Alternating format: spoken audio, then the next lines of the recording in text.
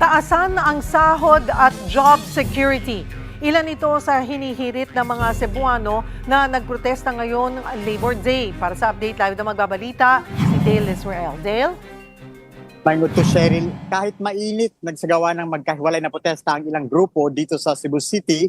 Tinatayang nasa 500 hanggang 1,000 rallyista ang nakaisa sa protesta sa P. Del Rosario Avenue. Meron ding rally sa Fuente Osmeña Circle at sa paligid ng Gaisano South. Matapos ang mga pagtitipon, nagmarcha ang mga grupo at nagtagpo sa Metro Colon sa downtown Cebu City kung saan isinagawa ang kanilang Labor Day program. Ayon sa chairman ng Bayan Central Visayas na si Jaime Paglinawan, panawagan ng kanilang hanay ang pagpapatupad ng 1,200 pisong living wage at job security.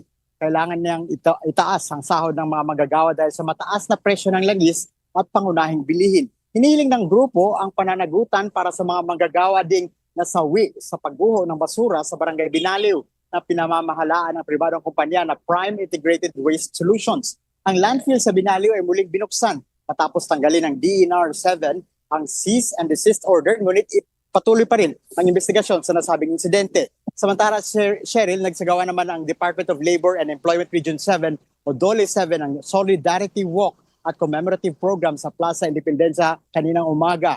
Dumalo ang iba't ibang sektor ng magagawa, kabilang ang mula sa BPO, mga magagawa sa pabrika at mga health workers. Kasabay nito, nagsagawa ang DOLE 7 ng mga job fair sa dalawang lokasyon, sa Robinson's Galleria sa Cebu, dito sa Cebu City at sa Island City Mall naman sa Tagbilaran City sa Bohol. Sa Cebu City may inalok na halos 1,900 local jobs mula sa 20 kumpanya at mahigit 3,000 overseas jobs opportunities mula sa 3 kumpanya. Samantala sa Tagbilaran City naman, nasa 700 at 6 na local jobs ang inalok sa 12 kumpanya, habang umabot naman sa halos 2,700 na overseas jobs ang maaaring applyan.